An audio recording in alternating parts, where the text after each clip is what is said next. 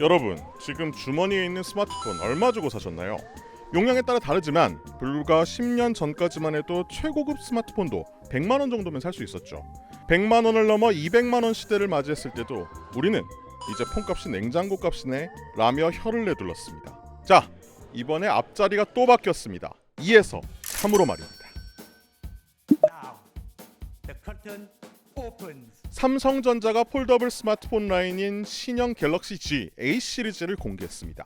가장 큰 변화는 바로 3종 체제의 도입입니다. 그동안은 가로로 접는 폴드와 위아래로 접는 플립 두 가지뿐이었죠. 하지만 이번엔 다릅니다. 세로로 접는 플립 모델은 유지하되 가로로 접는 폴드 라인업을 기본형과 울트라 모델로 나눴습니다. 하나하나 살펴볼까요? 먼저 완전히 새로운 디자인을 들고 나온 기본형 갤럭시 G 폴드 8입니다. 이번 시리즈의 주력 모델이자 가장 많은 관심을 받을 것으로 보이는데요. 외관이 싹 바뀌었습니다. 기존에 길쭉했던 이른바 리모컨 비율을 과감히 버리고 가로로 넓어진 여권형 디자인을 채택했습니다. 널쩍하고 후덕하죠. 과거 패블릿을 표방했던 LG 옵티머스 뷰 모델과 비슷합니다. 외부 화면의 비율이 10대 16이거든요. 화면 크기도 5.5인치로 짧고 넓어져가지고 실제로 이걸 만져보면은 두 손으로 타이핑하기가 훨씬 더 편해진 것 같은 느낌입니다. 기기를 열면 4대 3 비율의 7.6인치 내부 화면이 나타납니다. 두께는 9.7mm, 무게는 201g으로 확 드러냈습니다. 펼치면 태블릿 같지만 접었을 땐 주머니에 쏙 들어갑니다. 다음은 스펙을 끝판왕급으로 끌어올린 갤럭시 G 폴드 8 울트라입니다. 기존 폴드의 길쭉한 화면 비율을 선호하시는 분들을 위한 모델인데요. 전작인 폴드 7과 비교해 카메라가 가장 크게 바뀌었습니다.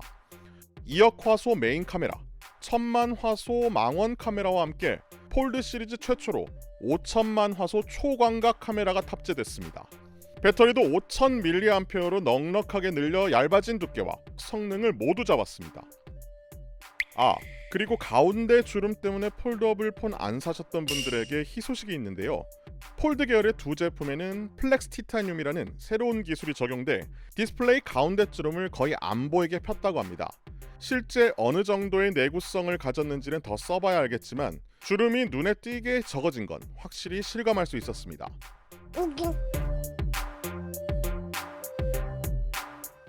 마지막으로 갤럭시 G 플립 8입니다. 겉보기엔 바뀐 게 별로 없어 보일 수 있습니다.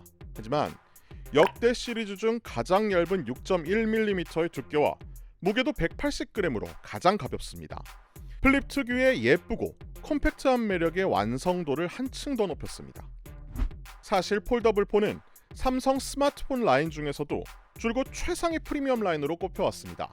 하지만 이제는 이 접는 폰 시장 내에서도 체급을 세분화했습니다. 소비자의 다양한 성향과 성능에 대한 갈증을 동시에 해결하겠다는 삼성의 강력한 승부수인 셈입니다. 자, 앞서 세 가지 모델을 보여드렸는데요. 여기에 또 다른 숫자 3이 있습니다. 바로 가격표 앞자리 역시 3으로 바뀌었다는 겁니다. 주력 라인업인 폴드와 울트라 두 모델의 1TB 최고 사양 가격이 나란히 300만 원을 돌파했습니다. 물론 300만 원대 스마트폰이 아예 처음은 아닙니다. 지난해 말 출시됐던 갤럭시 G 트라이폴드가 350만 원을 넘긴 바 있죠. 하지만 그 모델은 소량만 판매된 한정판이었고 기술력 과시용이란 평가가 많았습니다. 따라서 대중을 겨냥한 양산형 스마트폰 중에서는 이번이 사실상 최초의 300만 원대 진입이라고 볼 수 있습니다. 혁신적인 디자인과 화려한 마케팅도 좋지만 결국 소비자의 지갑을 열게 하는 결정적 요인은 가격입니다. 앞자리 3을 마주한 시민들의 반응은 어떨까요? 못 사지 않을까요? 저는 이제 안 산다 보다 약간 못 산다 쪽. 이제 사고는 싶으나 혹 구매 의사가 있으나 나의 소비 능력을 넘어서는 거니까 좀 못 사는 쪽인 것 같고, 폴더블 폰을 전혀 관심이 없다 하면 사실 그냥 깔끔하게 울트라 사고 160만 원 남을 것 같은데요. 그걸로 이제 여행 갔다 오면 되지 않을까. 진짜 놀라운 가격이긴 하네요. 세탁기도 살 수 있지 않나요? 이북, 핸드폰 등의 전자기기를 모두 합칠 수 있기 때문에 눈길이 가지만 실질적으로 살 수 있을지 고민은 된다는 20대부터 220만 원 정도의 본체를 맞춘 것 같은데, 네, 그 정도. 모니터랑 같이 했어. 모니터는 따로죠. 따로. 그래도 한 200, 한 60? 그러니까 사실은 핸드폰이 결국은 소모품이고 깨질 수도 있고 뭐 고장이 날 수 있는데 이제 배보다 배꼽이 더 커진 상황이 지금 아직까지는 그런 것 같습니다. 그래서 300만 원 좀 어떤 부담 숫자가 부담스럽죠. 돈이 없으니까. 저는 그래서 512기가 고민하고 있는 거예요. 만약에 이제 본인이 1테를 꼭 사야 돼. 그래도 300은 힘들 것 같아요. 비싸니까요. 이렇듯 혁신적인 성능을 향한 기대감 이면에는 취솟은 단말기 가격에 대한 묵직한 부담감이 공존하고 있습니다. 자, 그렇다면 삼성전자는 소비자들의 이러한 반응을 뻔히 예상하면서도 왜 가격표의 앞자리를 3으로 바꿨을까요? 가장 큰 원인은 바로 기하급수적으로 치솟고 있는 제조 원가입니다.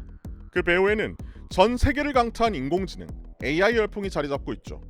막대한 AI 서버 투자로 반도체 수요가 쏠리면서 모바일 메모리 공급에 심각한 병목 현상이 발생한 겁니다. 이른바 반도체발 물가 상승, 치플레이션의 공습입니다. 실제로 800달러대 스마트폰을 기준으로 볼 때 전체 부품 값에서 메모리가 차지하는 비중은 지난해 1분기 14% 수준에서 올해 2분기 약 40%까지 폭증했다는 분석도 나옵니다. 근데 이건 삼성만의 문제는 아닙니다. 최근 애플이 일본 시장 가격을 기습 인상한 것도, 차세대 아이폰 18 프로 맥스의 가격이 300달러 이상 폭등할 거란 전망이 나오는 것도 결국 본질은 이 치플레이션 때문입니다. 원가 상승이라는 피할 수 없는 청구서가 고스란히 소비자에게 전가되고 있는 셈이죠. 반도체 가격의 인상의 이유로 휴대폰 가격을 지금 올렸다고 하면 정책들이 공개가 되어야 소비자 입장에서 이 인상의 근거를 불공정하지 않게 받아들일 수 있을 것 같습니다. 제조사는 이렇게 폰값을 올려받아도 총 마진이 줄어들 수 있다고 예상하고 있습니다. 폴더블 폰은 최신 유연 디스플레이와 차세대 카메라 등 원래도 값비싼 부품이 한가득 들어가는데 이 모든 것들이 이젠 거대한 비용 폭탄이 됐다는 겁니다. 삼성도 이 문제에 대한 고민이 많은가 봅니다. 가격 상승에 대한 부분들을 완화시킬 수 있는 여러 가지 방안에 대해서도 같이 고민하고, 저희들이 혼자만 고민하는 게 아니라 같이 고민하고 그런 솔루션들을 찾아가고 있습니다. 이러한 혹독한 원가 압박에도 불구하고 제조사 입장에선 올해 하반기 폴더블 시장에 총력을 기울일 수밖에 없습니다. 애플이 마침내 폴더블 시장에 참전할 것으로 보이기 때문입니다. 삼성이 이번 시리즈에서 체급 세분화라는 파격적인 승부처를 던진 진짜 이유도 바로 여기에 있죠. 시장 조사 기관 카운터 포인트 리서치에 따르면 올해 글로벌 폴더블 폰 출하량은 작년보다 21%나 뛸 전망입니다. 이런 상황에서 애플이 등판과 동시에 기존 강자였던 화웨이와 모토로라, 아너를 단숨에 제치고 2위로 급부상할 것이란 분석이 나옵니다. 말 그대로 폴더블 폰의 춘추 전국 시대가 본격적으로 막을 올리는 겁니다. 판이 새로 짜인 접는 폰 시장. 왕좌를 둘러싼 진짜 전쟁은 바로 지금부터 시작입니다.